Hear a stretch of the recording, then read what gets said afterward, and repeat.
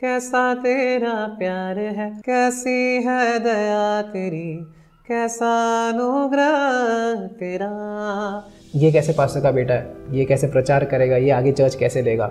मतलब दाऊद की तरह नकार दिया। हाँ, बहुत सारे लोगों ने नकार दिया। तो ऐसा एक पॉइंट था कि जहाँ पर मैं परमेश्वर और चर्च से काफ़ी दूर चला गया। मैं चर्च में जाता था क्योंकि मेरे डैड एक पास्टर थे, वो एक धर्म जैसा बन गया था, कोई रिश्ता नहीं था परमेश्वर के साथ। उसी समय परमेश्वर ने मुझे याद दिलाया कि मैं तुझे इसलिए प्यार नहीं करता हूँ क्योंकि तू योग्य है, लायक है। मैं तुझे इसलिए प्यार करता हूँ कि मैं खुद प्यार हूँ। क्या बात। I am love. कि जहाँ पर मैंने तुझे बोया है, मतलब जहाँ पर तुझे रखा है, जो चर्च में मैंने तुझे रखा है ना, वहाँ पर पहले फेथफुल रहना सीख, फिर मैं तुझे बड़े चीज़ें दूंगा। क्या बात है, बहुत बढ़िया।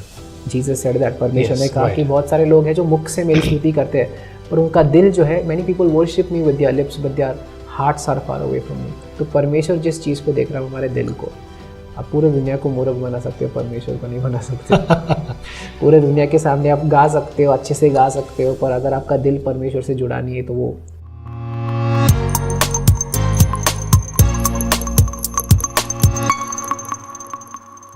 प्रेज़ द लॉर्ड, जय मसीह की। स्वागत है आपका एक और बार विजनरी रेडियो टीवी के इस खास प्रोग्राम जिसका नाम है let's talk today. Let's talk today.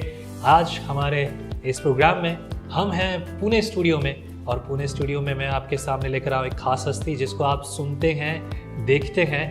आज आप उनके बारे में जानेंगे भी। This is let's talk today, और लेट्स टॉक टुडे में आज हमारे बीच में है केनेथ। बहुत बहुत शुक्रिया केनेथ हमारे बीच में आने के लिए। आपको हमेशा लोग अच्छे से गाते हुए, नाचते हुए देखते हैं, और कुछ ऐसे गीत आपके इतने फेमस हैं, दुनिया में लोगों ने आपको देखा है, राइट? कैसा लगता है आपको इसके बारे में सोच के?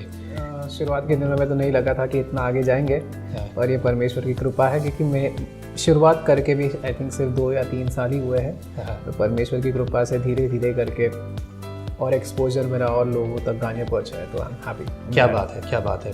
ये पुणे स्टूडियो है, और पुणे में यहाँ हम हैं, और पुणे में केनेथ पुणे के रहने वाले हैं, और बहुत हिस्ट्री है उनके परिवार की। आज वो सब कुछ आप सुनेंगे।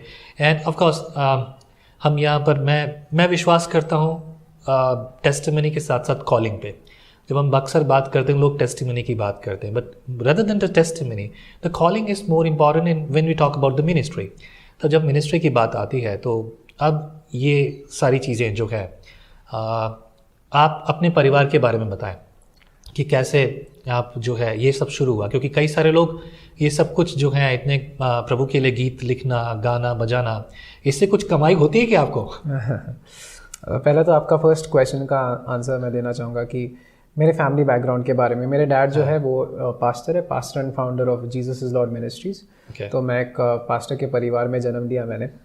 और जैसे एक नॉर्मल पास्टर के परिवार में जन्म लेता है कोई भी बच्चा, तो काफ़ी ज़्यादा एक्सपेक्टेशंस होते हैं इससे कि वो भी उनके डैड के जैसे रहे, बोल्ड रहे, बात करने में आए। पर मेरा जो बचपन भी था वो काफ़ी अलग था, बिकॉज मैं लोगों को ईजिली फेस नहीं कर सकता था, मैं लोगों के साथ बातें नहीं कर सकता था, स्टेज पर आ नहीं सकता था क्योंकि आई वॉज वेरी शाय। मैं बहुत शर्मीला था और काफ़ी अपने आप में रहता था। जो अपने दोस्त थे, थोड़े फ्रेंड सर्कल, उन्हीं में घुल मिलता था। और क्या होने लग गया है, इसके वजह से मेरा जो भी हमारे चर्च में थे या बाकी के लोग थे वो बोलने लगे कि यार ये कैसे पास्टर का बेटा है, ये कैसे प्रचार करेगा, ये आगे चर्च कैसे लेगा। मतलब दाऊद की तरह नकार दिया। हाँ, बहुत सारे लोगों ने नकार दिया। तो ऐसा एक पॉइंट था कि जहाँ पर मैं परमेश्वर और चर्च से काफ़ी दूर चला गया था। मुझे लगा था कि क्रिस्ती लोग जो है वो काफ़ी निंदा करते हैं, काफ़ी कंडेम करते हैं। उससे अच्छा तो मेरे दोस्त थे जो मुझे जैसे मैं हूँ वैसे एक्सेप्ट करते हैं। तो क्रिस्ती लोग, चर्च में लोग, बहुत सारे लोग बोलते थे कि तेरी बहन को देख, या मुझे कंपेयर करते थे बाकी पास्टरों के बच्चे से। पर मैं इसलिए काफ़ी दूर होने लग गया इन सारी चीज़ों से। मैं चर्च में जाता था क्योंकि मेरे डैड एक पास्टर थे, वो एक धर्म जैसा बन गया था, कोई रिश्ता नहीं था परमेश्वर के साथ, एक धर्म के जैसा मैं जाता था। ये तो परमेश्वर की कृपा थी कि मैंने कीबोर्ड भी सीखा, क्योंकि मेरे डैड ने मुझे बचपन में एक म्यूज़िक क्लास में डाल दिया था, पर हार्डली मैंने 1-1.5 महीने 2 महीने ही सीखा। पर उसके बाद मैं खुद बैठने लग गया, खुद सीखने लग गया, तो परमेश्वर की कृपा थी उस पर। तो मैं कीबोर्ड बजाता था वो टाइम पर।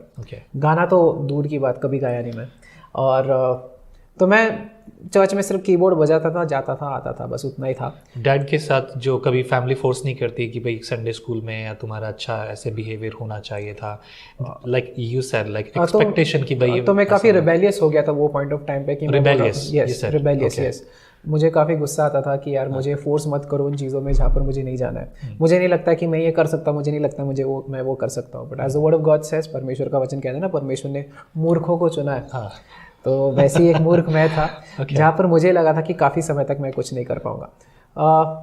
कॉलेज में जैसे गया, फर्स्ट ईयर सेकेंड ईयर, फिर मैं और परमेश्वर से दूर चला गया, क्योंकि जब भी आप कॉलेज में होते हैं तो आप अलग टाइप के म्यूज़िक सुनने लगते हो, और मैं ऐसे म्यूज़िक सुनने लग गया जिसको हम पॉपुलरली मेटल म्यूज़िक बोलते हैं। और वो म्यूज़िक बहुत जोरदार की आवाज़ें, और तो उस प्रकार के म्यूज़िक में गया। और उस प्रकार के म्यूज़िक में काफ़ी, अगर आप सुनोगे तो काफ़ी वायलेंस है, काफ़ी गुस्सा है, अपने राइट्स के बारे में बात करना है। तो मैं रिलेट कर पाता था उस टॉपिक से कि यार हाँ ये सही है, लोगों ने एक दूसरे को रिस्पेक्ट करना चाहिए, नहीं आता है तो फिर उनको ज़बरदस्ती समझा, गुस्से से समझा, अपने राइट्स के लिए लड़ो।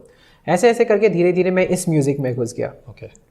बैंड्स में बजाए, गलत बैंड्स में, सेक्युलर बैंड्स में काफ़ी समय तक धीरे धीरे दूर चला गया। सेकेंड ईयर में जब भी मैं था, भले परमेश्वर की कृपा से मेरे लाइफ में ऐसे कभी हालात नहीं आए कि मैं कोई एडिक्शंस में जाऊँ। भले मेरे सारे जो फ्रेंड सर्कल थे उसी में थे, एडिक्शंस में। पर the Lord saved me from that. परमेश्वर ने मुझे उससे दूर रखा, पहले से ही बचा के रखा, काफ़ी दूर रखा। भले मैं अपने दोस्तों को देखता था, पर I don't know what was it, college के समय में परमेश्वर ने मुझे दूर रखा उन चीज़ों से, फर्स्ट ईयर सेकेंड ईयर में। पर सेकेंड ईयर के टाइम पे एक ऐसा टाइम आया कि मैं करीब 18-19 साल का था, और एक टाइम में ऐसे ही धर्म के जैसा स्टेज पर बजा रहा था कीबोर्ड, और मेरे डैड प्रेयर लीड कर रहे थे वो टाइम पे। काफ़ी लोग थे और प्रेयर लीड कर रहे हैं, पर पता नहीं क्या हुआ उस समय परमेश्वर के प्यार ने मुझे छुआ। मैं बता नहीं सकता था क्या था वो, but it was a very beautiful experience. और मेरे आंखों से आंसू आने लग गए कंटिन्यूस, और मैं रोक नहीं पा रहा था। मुझे समझ नहीं आ रहा था ये क्या है, क्योंकि इतने समय तक मेरा लाइफ एक पॉकेट्स में था, कई पॉकेट्स मतलब मैं कुछ समय एकदम परमेश्वर से नज़दीक था, एक समय एकदम दूर चला गया। और जब भी पर मैं सबसे दूर था परमेश्वर से, उस समय परमेश्वर ने मुझे छुआ। जब आपके साथ ये हो रहा था तो अब समझ में भी नहीं आ रहा था हो क्या रहा है। हाँ, आई वाज नॉट अंडरस्टैंडिंग, मुझे समझ नहीं आ रहा था कि हो क्या रहा है, कि मैं रो क्यों रहा हूँ। But it was more like परमेश्वर अपने प्यार को मेरे लाइफ में बता रहा है। और एक ऐसा समय आ गया कि जैसे मैं ये एक्सपीरियंस कर रहा था, तो मुझे लगा कि यार परमेश्वर तो मुझसे इतना प्यार करता, मैं तो अच्छा इंसान हूँ नहीं।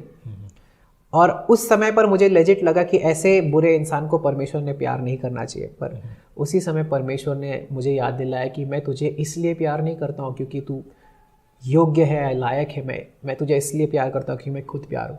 क्या बात है। I am love, God is love, परमेश्वर प्यार है। तो मुझे ये समझ में आया कि परमेश्वर मेरे काबिलियत पर भरोसा नहीं रखता जैसे लोग रखते थे, जैसे क्रिस्ती लोग रखते थे। तो उस समय मेरा पूरा परसेप्शन चेंज हुआ।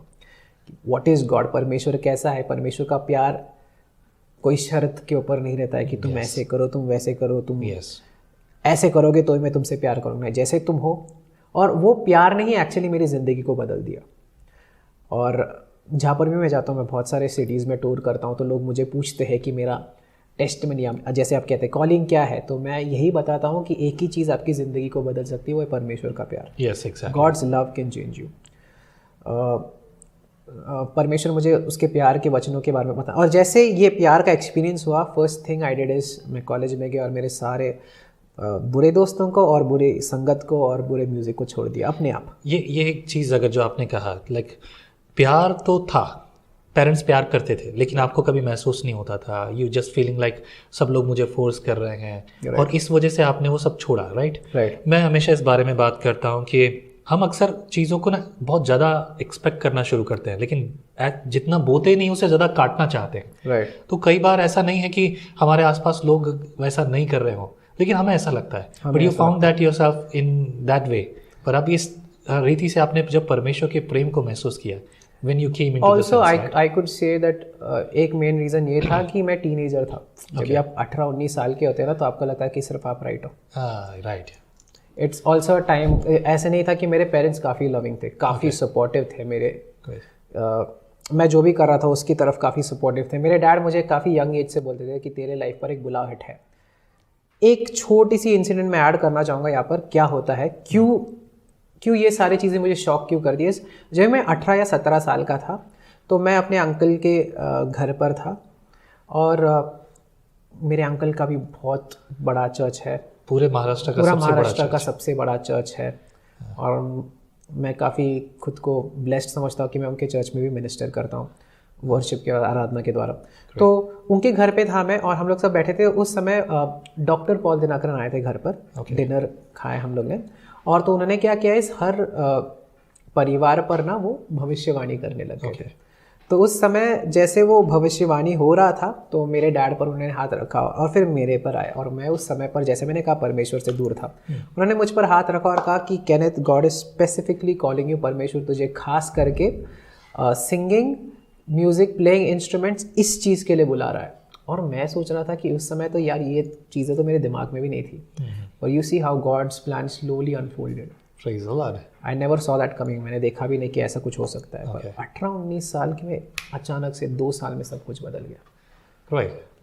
मतलब वो एक इंटीमेशन था दैट वो क्या कहते हैं हिंदी में बोलते हैं आगाज, राइट? लाइक अब ये तेरी जिंदगी में ये होगा। सो अगर ये बुलाहट हो, जब आपने देखा ये सारी चीज़ों के लिए फैमिली में सब कुछ है, योर अंकल, राइट, उनका पूरे महाराष्ट्र में सबसे बड़ा चर्च विनियार्ड चर्च के नाम से बहुत बड़ा फेमस चर्च है। आपके फादर वो 2 चर्च के जो अलग अलग जगह हजार के आसपास के वो है। फैमिली में कभी ऐसा नहीं कि अब तो जो है, अभी आपने बताया कि बैंड्स वगैरह में बाहर बजाने के लिए चले गए, तो कभी उसकी वजह से कभी डांटना, कभी? तो मेरे परिवार को पता नहीं था ये बातें। अच्छा। तो मैं काफ़ी छिपकर ये सारी चीज़ें करता था। और अभी ऑफ कोर्स पता है, पर एक ऐसा समय था कि जहाँ पर मैं छुपकर ये सारी चीज़ें करता था ताकि उन्हें कुछ पता ना चले कि मैं क्या कर रहा हूँ बाहर। Okay. So I never told them about it. Wow, it is like secret things. Okay. Anyway, बहुत सी बातें हैं। When मैं ये जानना चाहता हूँ कि अक्सर हर बात के पीछे कुछ ना कुछ रीजंस होते हैं। परमेश्वर ने बुलाहट दी और वो बात समझ में भी आई और यहाँ दिख भी रहा है। जब तक आदमी काम नहीं करता, उसका काम सक्सेसफुल नहीं होता, कोई नहीं उसे पूछता, राइट? अब आपने कुछ गीत लिखे और मैं खुद हमारे रेडियो, विजनरी रेडियो जो है, उस रेडियो पर जब मैं बहुत सारे सॉन्ग्स का सिलेक्शन करता हूँ कि भाई आज ये वाले सॉन्ग्स का सिलेक्शन होगा और ये वाले गीत हम बजाएंगे, इसके साथ साथ हम बात करेंगे, तो most of the time I choose your songs also. बहुत सारे हैं और भी कई सिंगर्स हैं जिनके गीत इतने आत्मिक हैं, मैं चूज़ करता हूँ। I just want to ask you what actually motivates you to write these songs, और किस तरह से लिखे आपने, क्या प्रेरणा थी या किसी और से आपने बोरो किए हैं?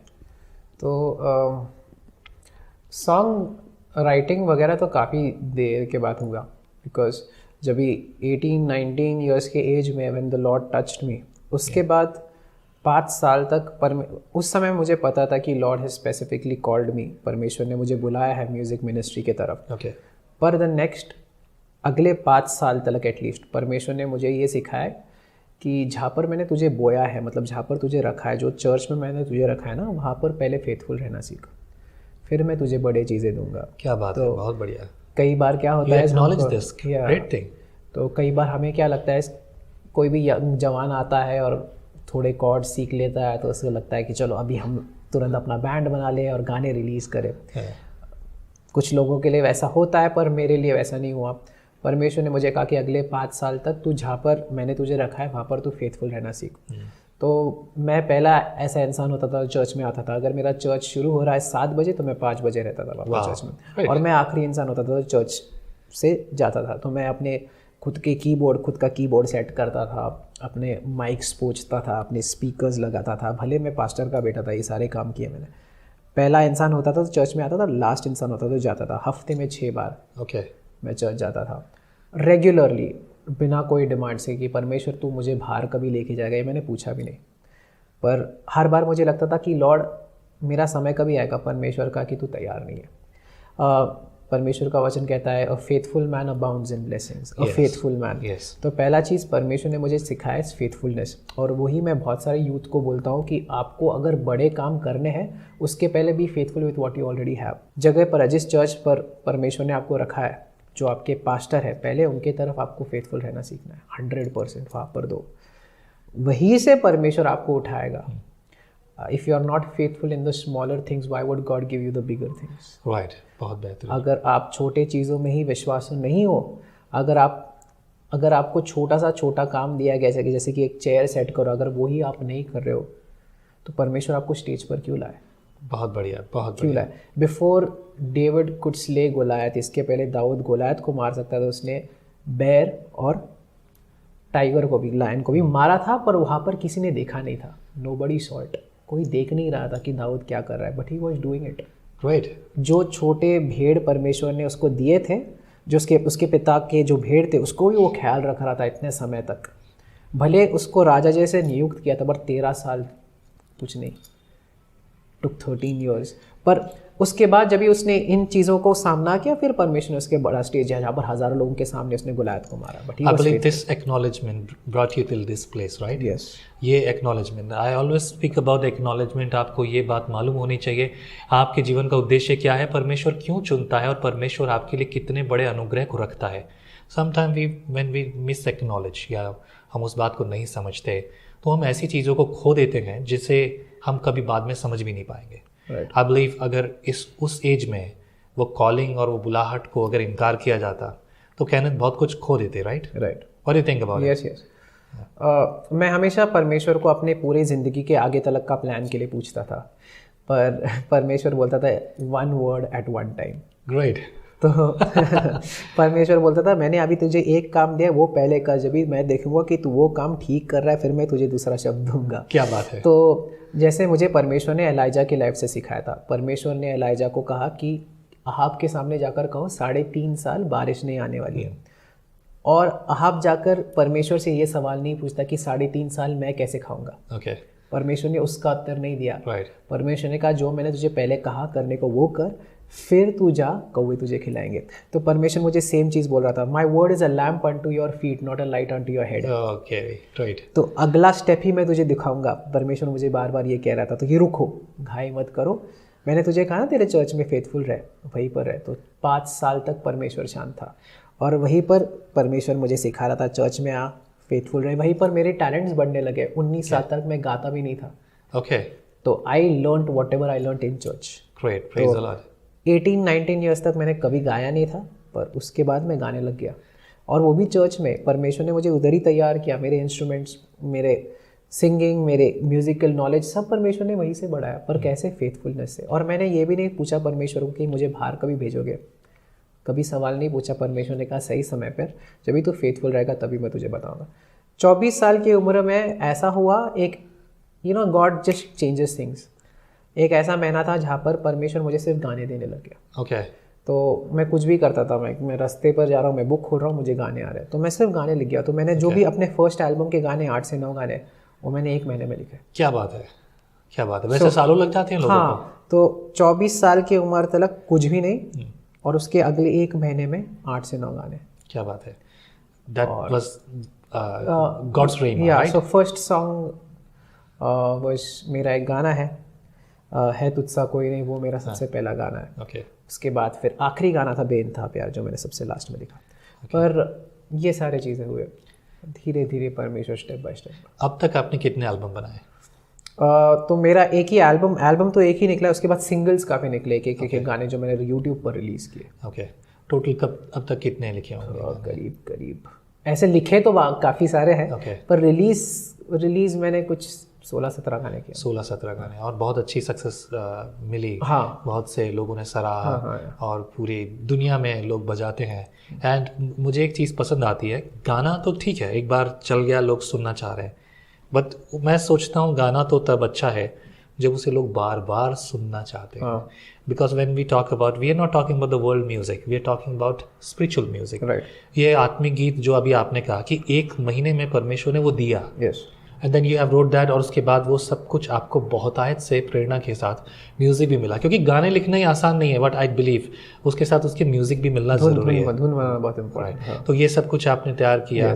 And many people wants to know, बहुत सारे लोग सोचते हैं, एंड बहुत सारे लोग म्यूज़िक में जब आना चाहते हैं. मेरा आज आपको बुलाने का जो कारण है कि हम यहाँ जो बात करें, बहुत सारे लोग मीडिया मिनिस्ट्री में और ख़ास तौर से वर्शिप में आगे आना चाहते हैं. जब अभी आपने कहा था कि कुछ कॉर्ड्स बजाना सीख लिया और बस वो अपने आप को कुछ समझना शुरू कर देते हैं, बहुत जल्दी हो जाते हैं. उसके पीछे कई रीज़न है. लोग गिराते हैं, लाइक यू सेड, कि ज़्यादा एक्सपेक्टेशंस हैं, ये सब चीज़ें हैं. एक म्यूजिशियन को, एक वर्शिप लीडर को क्या देखना चाहिए ख़ासतौर से इस बारे में इंडिया में हमें देखना चाहिए, सोचना चाहिए। लोग थोड़ा सा कुछ करते हैं और उसके बाद में अपने आप को ज़्यादा बूस्ट करने के चक्कर में फिर जब निराशाएं हाथ लगती हैं तो वो बिल्कुल समाप्त हो जाते हैं। कैसे खट्टे मीठे एक्सपीरियंस रहे होंगे, राइट, नया सब शुरुआत करना, ये सब कुछ किस तरीके से था? What do you think?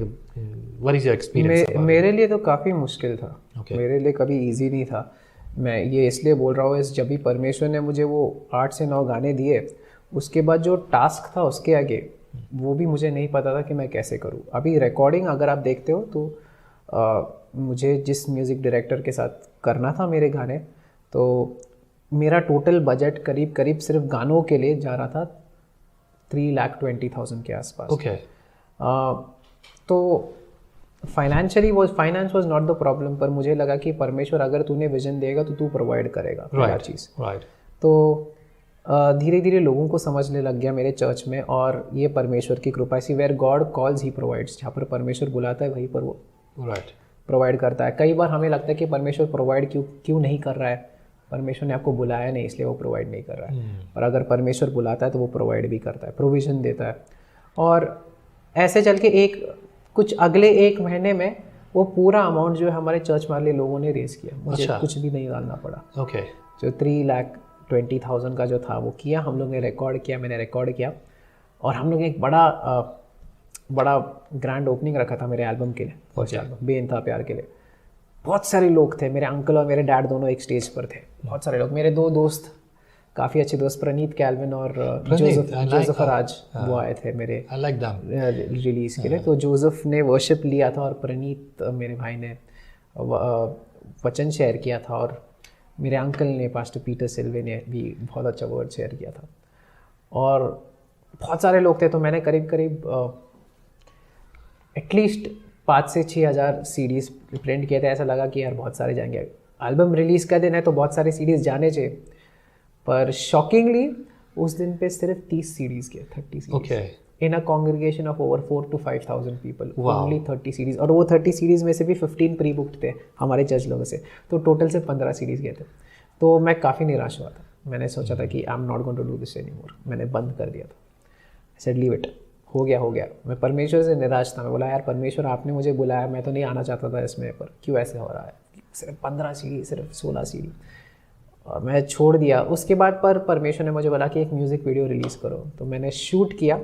उसमें भी काफ़ी दिक्कत आया, पर जैसे हमने डाला उस टाइम पे उस गाने को ज़्यादा व्यूज़ नहीं आए, काफ़ी नॉर्मल व्यूज़, पर सेकेंड मंथ से बढ़ने लगे। आज करीब 2 मिलियन व्यूज़ है। Wow, that's great. और उसी के बाद हमने बहुत सारे, प्रथम स्थान दूंगा रिलीज़ किया, जिसके भी 2 मिलियन के करीब है।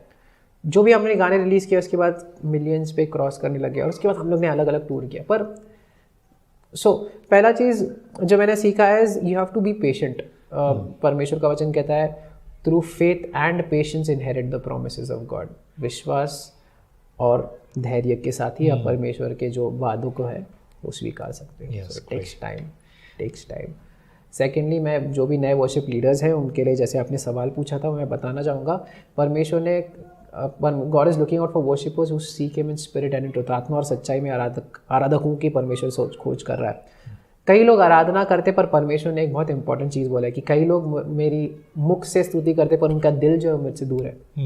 Jesus said that. परमेश्वर ने कहा कि बहुत सारे लोग हैं जो मुख से मेरी स्तुति करते हैं पर उनका दिल जो है, many people worship me with their lips but their hearts are far away from me. तो परमेश्वर जिस चीज़ को देख रहा है हमारे दिल को। आप पूरे दुनिया को मूर्ख बना सकते हो, परमेश्वर को नहीं बना सकते। पूरे दुनिया के सामने आप गा सकते हो, अच्छे से गा सकते हो, पर अगर आपका दिल परमेश्वर से जुड़ा नहीं है तो वो आराधक जो है वो काफ़ी इफ़ेक्टिव नहीं हो सकता।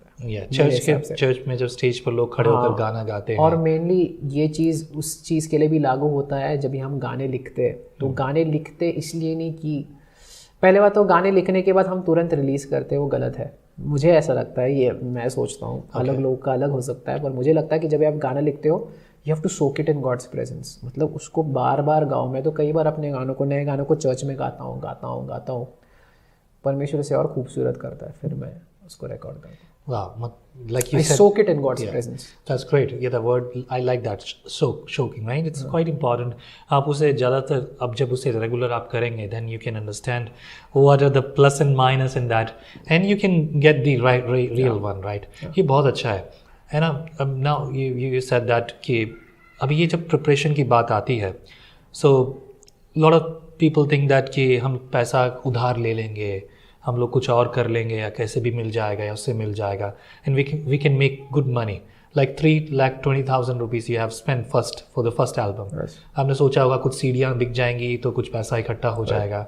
Is that was your mind? नहीं, एक्चुअली वो इंटेंशन नहीं था। मेरा इंटेंशन यही था कि जो परमेश्वर ने मुझे गीत दिए वो लोगों तक पहुँचे। ओके, सो उसके बाद जब ये YouTube तो इसलिए मैंने क्या किया, मैंने अपने आप को फर्स्टली फाइनेंशियली स्टेबल किया ताकि मैं अपने जब भी मैं मिनिस्ट्री करूँ, मैं मिनिस्ट्री इसलिए नहीं करूँ ताकि मुझे पैसे मिले उससे। Good, very good. तो मेरा जो मनी का सोर्स है वो कई बार लोग मिनिस्ट्री इसलिए करते ताकि उनके फाइनेंशियल नीड्स मीट हो, पर उसके हिसाब से अगर आप मिनिस्ट्री करोगे तो आपका मिनिस्ट्री काफ़ी इन द फ्लैश होगा, देह में होगा। क्यों? क्योंकि आप ये अच्छा मैं कैसे अभी और लोगों तक पहुँचूँ ताकि मेरा इनकम है, मैं कैसे और सीरीज़ बेचूँ, तो वो काफ़ी नैसर्गिक हो जाता है, काफ़ी फ्लैशली हो जाता है। तो अगर आपने फाइनेंस सॉर्ट आउट कर लिया, अगर आपने उस चीज़ पर भी फोकस किया कि मैं अपने फाइनेंशियली स्टेबल रहूँ, मेरे अपने फैमिली को टेक केयर कर सकता हूँ, एक जिम्मेदार बच्चा बन सकता हूँ, तो फिर जब मैं मिनिस्ट्री करता हूँ तो मैं मिनिस्ट्री इसलिए नहीं करता ताकि मुझे पैसे मिले। That is not the intention. दो भले मिले, ऐसा नहीं कह रहा कि नहीं मिले, पर मेरा इंटेंशन वो नहीं था। Praise the Lord. You have great acknowledgement, right? Yeah. In short age, right? How old are you? 28. बहुत छोटी उम्र में बहुत कुछ परमेश्वर ने सिखाया। You know, sometime as I said earlier, Dawood के समान कि कोई कुछ नहीं समझ रहा है, right. पर परमेश्वर जानता है किसको कब कैसे उठाना है, right? And I know the experience what you're talking about, जो अभी सारी चीज़ें हुई हैं। अब कभी कभी लोग ये सोचते हैं कि like we make some video and all, we can make money and we can support and this. What do you think about it? People wants to know about it कि क्या कभी आपने YouTube से पैसा कमाया है क्या? YouTube से हाँ, देखो क्योंकि अगर आप देखोगे तो एक गाने के पीछे जो एक्सपेंस होता है वो काफ़ी ज़्यादा होता है। exactly. अगर आप देखोगे कि हमारे जो ऑडियो के लिए है, वो ऑडियो के लिए करीब 40 से 45 हज़ार जाता है सिर्फ गाना, एक गाने का ऑडियो, और उसका वीडियो के लिए और समझो कुछ 50-55 हज़ार जाता है। तो करीब एक गाना बनाने के लिए लाख भर जाता है। और अगर आप ट्रैवलिंग और एक्सपेंसेस अलग पकड़ो तो करीब एक बहुत बड़ा अमाउंट इन्वेस्ट होता है एक गाने बनाने। अगर आप वैसे तो आप अलग क्वालिटीज़ पर, अगर आप क्वालिटी में कॉम्प्रोमाइज़ नहीं कर रहे हो तो कम से कम लाख 10,000 एक गाने के पीछे। मेरे ख्याल से ये आपके लिए बहुत इंपॉर्टेंट न्यूज़ है, जो लोग हमेशा इंक्वायरी करते रहते हैं। तो इट्स नॉट ईजी, और टाइम निकालना पड़ता है, और रिकॉर्डिंग का भी प्रोसेस बहुत लंबा होता है, काफ़ी टीडियस होता है, और बैठना पड़ता है, ब्रेनस्टॉर्मिंग करना पड़ता है, कैसा करना है, ऐसे करना है, वैसे करना है।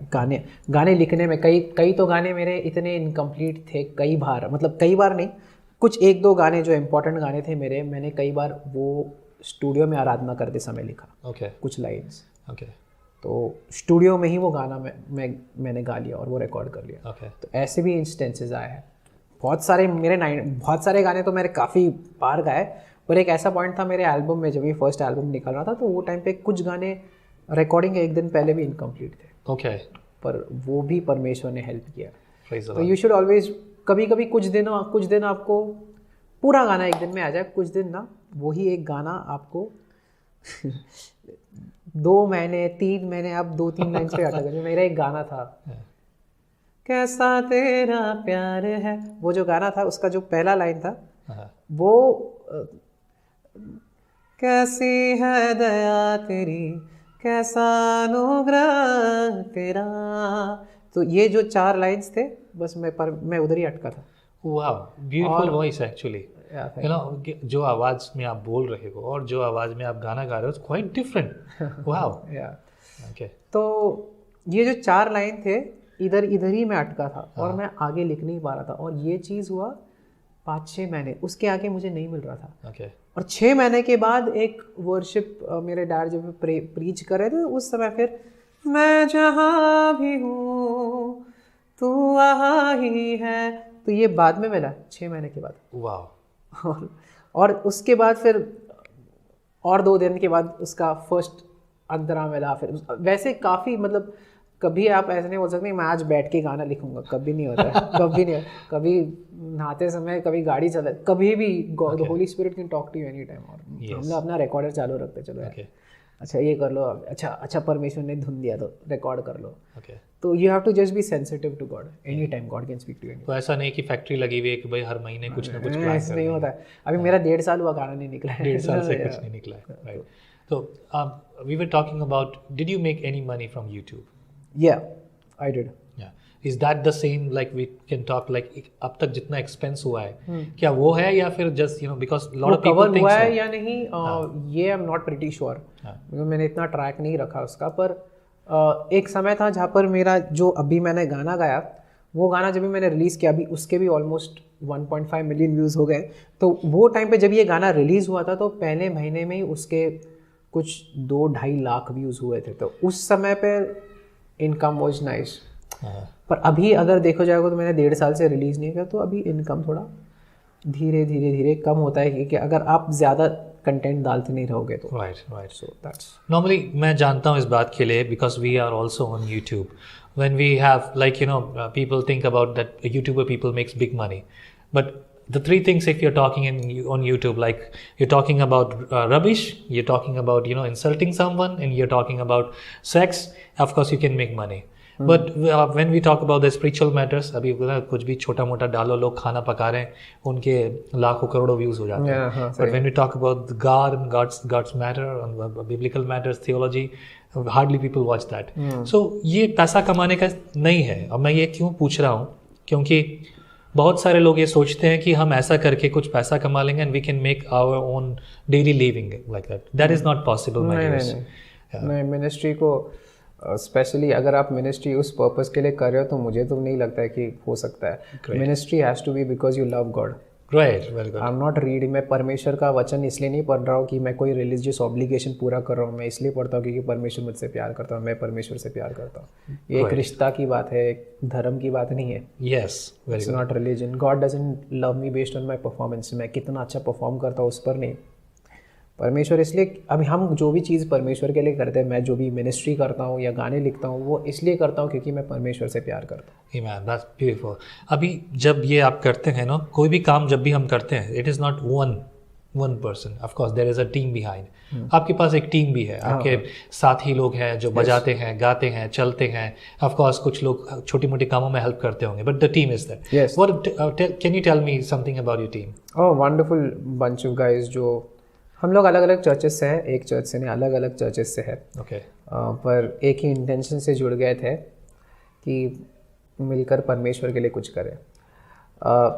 काफ़ी लोग चेंज हुए हैं ग्रुप में from the time it started to अभी, काफ़ी बदलाव आए हैं, पर जो विज़न है वो एक ही रहा है कि हम जहाँ पर भी जाए, यू नो, आराधना के द्वारा, टेस्टिमनी के द्वारा, प्रोफेसी के द्वारा, भविष्यवाणी के द्वारा, जो भी आप कहो, we should bless the people that are there. जो भी अटेंड करते हैं वो परमेश्वर को एनकाउंटर करें, हमें नहीं। Great, great. So I want to be hidden, my life is hidden with Christ in God basically. कितने लोग और कौन कौन है आपकी टीम में? तो मेरे पास एक बेसिस्ट है आदित्य, उसका नाम है। मेरे पास एक ड्रमर है जोएल नामकर का। मेरे पास लीड गिटारिस्ट है एरन। मेरे पास अकूस्टिक गिटार पर मार्क है, और लीड गिटार पर अभिषेक। 2 लीड गिटारिस्ट, अभिषेक भी है, और hope I am not missing out anybody. हाँ, ग्रेट। ये सब लोग आपको सपोर्ट करते हैं, because it is not easy, क्योंकि सब एक मन और एक विचार में होना ज़रूरी है। And as you said, I like that word, you know. बहुत बार अलग अलग चर्चों में से आने के बाद कई बार लोगों में कॉन्फ्लिक्ट्स रहते हैं, मैं तेरे लिए क्यों करूँ, तू मेरे लिए क्यों करे, एंड बट ये कॉन्फ्लिक्ट्स कभी नहीं आए? हुए हैं। अभी देखो, हर बैंड में, मैं झूठ नहीं बोलूँगा, जो भी है वो है। कई बैंड्स में होते हैं ऊपर नीचे, कई लोग कई बार समझते हैं, जब विजन से हम लोग भटक जा रहे हैं तो कई बार कहते हैं कि नहीं, मुझे नहीं लीड हो रहा है कि मैं यहाँ पर रहूँ। तो जो भी है, हम लोग म्यूचुअली अच्छे से सॉर्ट आउट करके इसको ठीक है, वी एनकरेज यू, अगर आपको नहीं लगता है कि you should continue, no problem. और सभी लोग एक साथ मिलकर परमेश्वर की स्तुति में जुड़े रहते हैं। तो आप दूसरे शहरों में जाते हैं, काफ़ी शहरों में अलग अलग जगहों पर। It's great. You know, at last, अब मैं before the closing I just want to ask you, you know, like new worshippers जो हैं, और because you are already on stage, so new worshippers जो हैं और दूसरे जो लोग हैं, उनको आप कुछ अपनी तरफ से क्या कहना चाहेंगे? न्यू वर्शिपर्स को मैं यही कहना चाहूँगा कि पहले बात तो ना, firstly I do believe that it's all about the anointing. आराधना जो है अभिषेक के बारे में है, राइट, पर स्किल लेवल भी इम्पॉर्टेंट है। यू नो, सामिस्ट में कहा है कि play your instrument skillfully, right. तो जो आपको परमेश्वर ने टैलेंट दिया है ना, उस पर आप थोड़ा काम भी करो, स्पेंड टाइम थोड़ा बेटर होने में, थोड़ा अगर आप गाते हो तो आपके सिंगिंग में थोड़ा बेटर होना है, आपके प्लेइंग में थोड़ा बेटर होना है, वो पहला चीज़। सेकंड चीज़ ये है कि घाई ना करे, समय से पहले भागने की कोशिश, घाई बोले तो जल्दीबाजी ना करें। यस, समय से पहले भागने की कोशिश या दौड़ने की कोशिश ना करें। खुद के बलबूते पर बहुत सारे चीज़ें करना चाहते हैं कि मैं करूँगा क्योंकि मैं टैलेंटेड हूँ, क्योंकि मैं स्मार्ट हूँ, क्योंकि मेरे पास पैसे है तो मैं कर सकता हूँ। No, wait for God's time. परमेश्वर के समय के लिए रुको। जहाँ पर परमेश्वर ने आपको रखा है, क्या आप वहाँ पर फेथफुल हो। ऐसा ना हो कि आपका पास्टर कहे आपको कि यार तू बाहर जा रहा है पर तू पहले चर्च में तो फेथफुल रहना सीख, वैसा ना हो। तो जहाँ पर परमेश्वर ने आपको रखा है वहाँ पर आप फेथफुल हो या नहीं, छोटे चीज़ों में फेथफुल हो या नहीं। मैं सच में कहता हूँ, ऐसे बहुत सारे लोग हैं जो एक दिन में उभरते और दूसरे दिन नीचे आ जाते हैं। पर if you want to stay up there और लास्ट करना है समय पर, तो जहाँ पर आप हो, जहाँ पर परमेश्वर ने आपको रखा है, छोटे से छोटा काम भी फेथफुली करो। क्या बात, and do it as if you are doing it unto the Lord. अगर चेयर रखना है तो do it as if you are doing it unto the Lord. आप किसी इंसान के लिए नहीं कर रहे हो। और मैंने तो मन ऐसा बना लिया, और मुझे बड़ी खुशी होगी अगर हमारे यूथ भी ऐसा मन बना ले कि परमेश्वर अगर तू कहता है कि मैं ज़िंदगी भर सिर्फ एक चेयर लगाओ, तो मैं भी वो ज़िंदगी भर खुशी से करूँगा तेरे लिए। Great great. तो अभी कुछ नया आने वाला है आपका, बहुत अच्छी बात आपने लोगों को बताया। कुछ नया अभी कुछ करने वाले, क्योंकि 1.5 साल से आपने अभी तक कुछ अपलोड नहीं किया। अभी नवंबर 16 या 17 में हम लोग 1 से 2 गाने रिकॉर्ड, ऑडियो तो रिकॉर्ड हो चुका है, पर वीडियो शूट करने वाले हैं। तो एक तो गाने का नाम है शुक्र अदा, और दूसरे का नाम है हम सफ़र। तो ये दोनों गाने गाते समय, इनफैक्ट दूसरा गाना हम सफ़र गाते समय तो मैं खुद रो रहा था जब मैं गा रहा था, उसको रिकॉर्ड कर रहा था। काफ़ी स्पेशल गाना है। क्या बात है, काफ़ी दिल के करीब है। नाइजल खुद ने बोला यार तूने इसमें तो काफ़ी इमोशंस डाल दिए। तो आई एम एक्साइटेड। तो जब भी रिलीज़ होगा तो लोग आशीर्वादित होंगे। Great great. तो ये आप कर रहे हैं, तो मोस्टली एडिटिंग और म्यूज़िक और ये सारा प्रोडक्शन कहाँ करते हैं आप? पुणे में या मुंबई या किसी और जगह? तो मैं मेनली तो अपना जो ऑडियो है मैं एक ही जन से करता हूँ, नाइजल डिलेमा। इसी से मैं अपना ऑडियो करता हूँ। वही है जो यीशुआ मिनिस्ट्रीज़ के सारे गाने का म्यूज़िक वो देता है। शेल्डन मंगेरा के साथ काफ़ी गाने किए, ब्रिज म्यूजिक के साथ वो सब अमित कामले के सारे गाने उन्होंने किए हैं। तो उन्हीं के साथ करता हूँ, क्योंकि मैं म्यूजिकली उनको काफ़ी ट्रस्ट करता हूँ when it comes to audio production. वो विजन जानते हैं, बहुत सारी चीज़ें जानते हैं, कंफर्ट लेवल ज़्यादा है। तो हमने बाकी सब गाने भी सुने, I believe so he is good in that, right? या he is the best. Right, good, very good, बहुत अच्छी बात है। सो जब ये आप रिलीज़ करेंगे तो आई बिलीव बहुतों को तो इस बात में इंतज़ार रहेगा। Now they are listening about it. बहुत जल्दी वो आप सुनोगे प्रभु की स्तुति उन सारी बातों के लिए। And you know, of course this is your passion in your service and devotion to the Lord. But though as we know, हमने जब बात की है कि ये लिविंग नहीं है, मतलब daily living, it's not for money making business. तो ये हमारा सबमिशन है। जितने भी सिंगर्स ये कर रहे हैं उनमें मैं पूरी तरह से इस बात से सहमत हूँ, कोई भी इस पर पैसा नहीं कमाता, उससे ज़्यादा खर्चा है। राइट। और कभी कभी लोग सोचते हैं they are making big money और something, they become like they become like stars और something. What do you think about your stardom? लगता है कि कभी मैं स्टार हो गया हूँ? कभी ना, पहले लगता ना, अभी कभी नहीं लगा।